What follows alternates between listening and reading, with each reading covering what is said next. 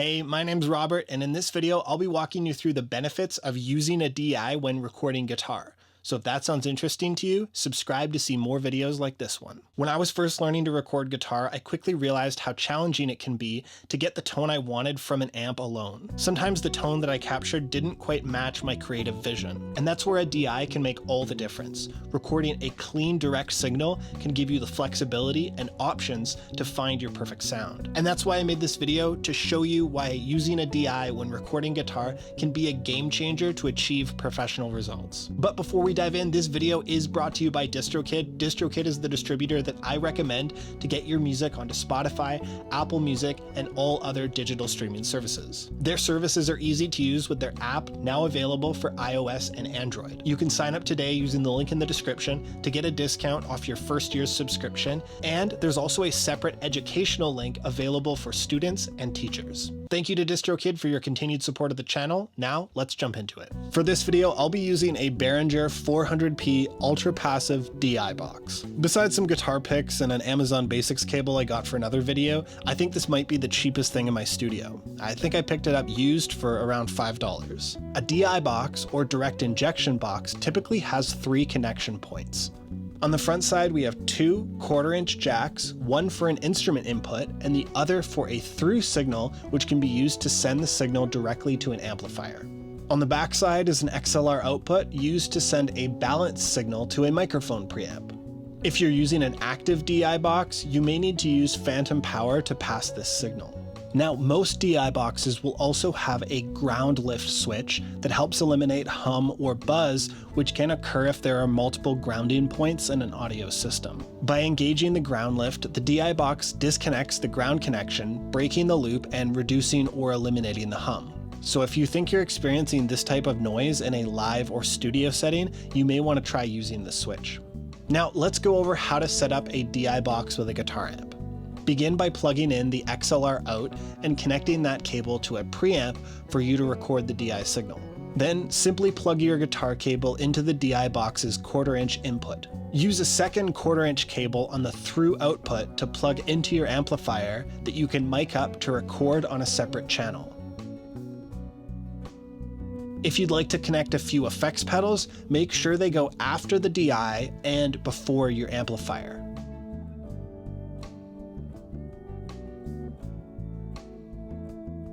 Now that you're all set to record your guitar with a DI, let's talk about a few reasons to do so. Number 1, reducing interference over long cable runs. A great use for a DI box is if you have long cable runs, like in my studio, where the live room is in a different area from the control room. When you have long cable runs, a DI is a great choice so that you can maintain a clean, noise-free signal by using a balanced cable for most of the distance to reduce interference. Long cable runs are susceptible to interference due to electromagnetic noise from nearby power cables, radio frequencies, or electronic devices. When using an unbalanced cable, like your standard guitar cable, your signal is more vulnerable to picking up this noise because it lacks the noise-canceling properties of a balanced cable. A balanced cable helps to prevent this interference by sending an audio signal as 2 out-of-phase copies through a positive and neutral wire. Any noise that's picked up would be applied to both wires. At the receiving end, the 2 signals are combined out of phase to cancel out any noise that was picked up along the way,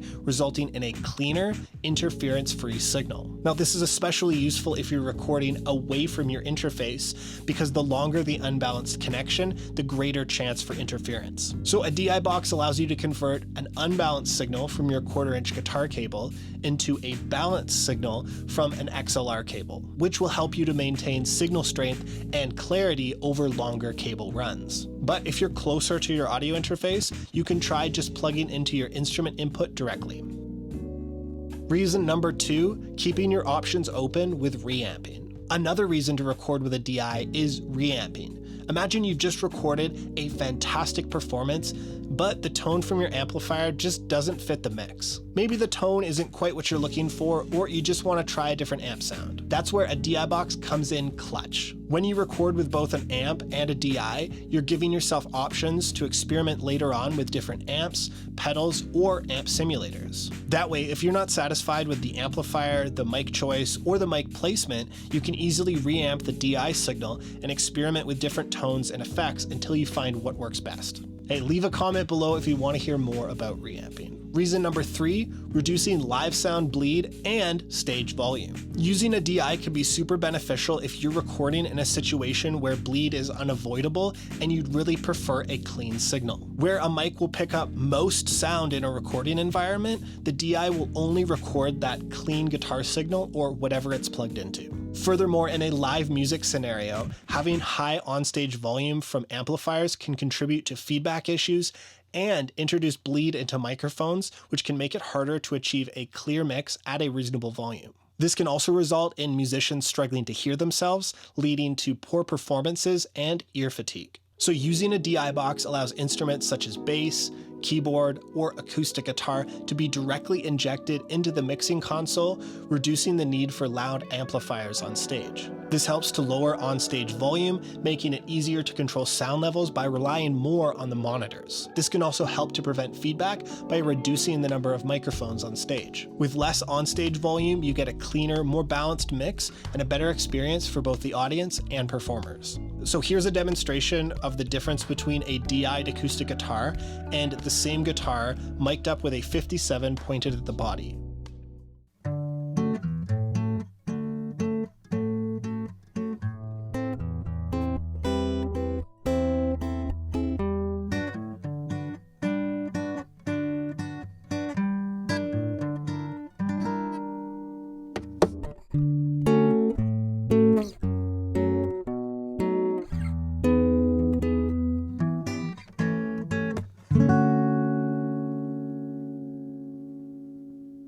As you can hear, the DI is picking up string noise and percussive sounds from the body.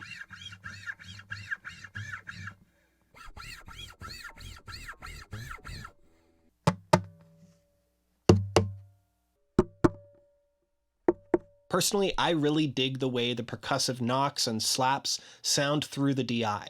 But what won't come through the DI is other sounds, instruments, or voices in the room. I'll demonstrate this with a brief example of singing while playing. I know it's been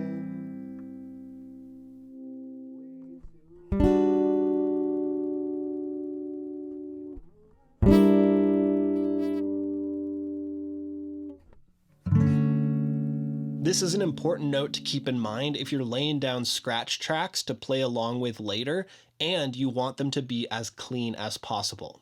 By the way, this tune is called Patience by Lexene off her Burnout EP that I produced.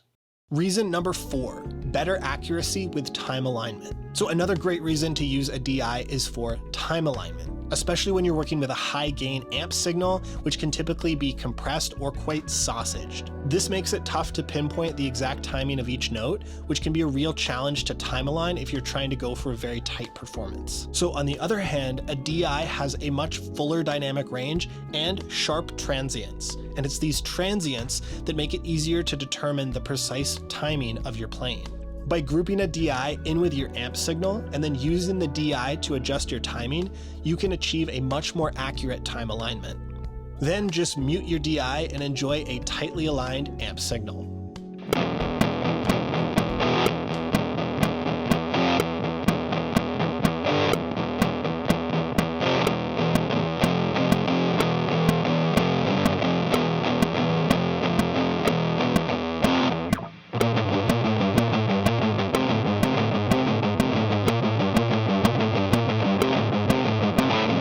Hopefully you'll forgive me for such an atrocious guitar tone. I used a Big Muff fuzz pedal to illustrate my point, and yeah, the thing sounds like an absolute chainsaw. You may also spy another DI box in this shot. I just got this one the day I shot this clip, a Radial Pro 48 Active DI box. Made in Canada, represent, you love to see it. This one has a similar interface to the passive Behringer DI, except it feels absolutely solid, built like a friggin' tank. There's a lot more weight to it. And in addition to a ground lift, there's also a 15 dB pad. And being an active DI, it needs phantom power from the mic preamp to function. If you'd like to see another video about the differences between passive and active DI boxes, let me know in the comments. Using a DI can open up a world of flexibility when recording guitar. If you're wanting to experiment to get the best possible sound for your guitar tracks, this is definitely a technique worth adding to your workflow. So I hope this video helped you out. Leave a like if it did, and consider subscribing if you want to see more videos like this one.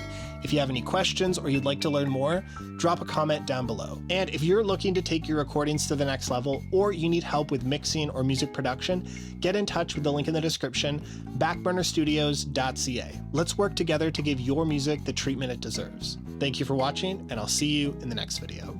'Cause I need some patience.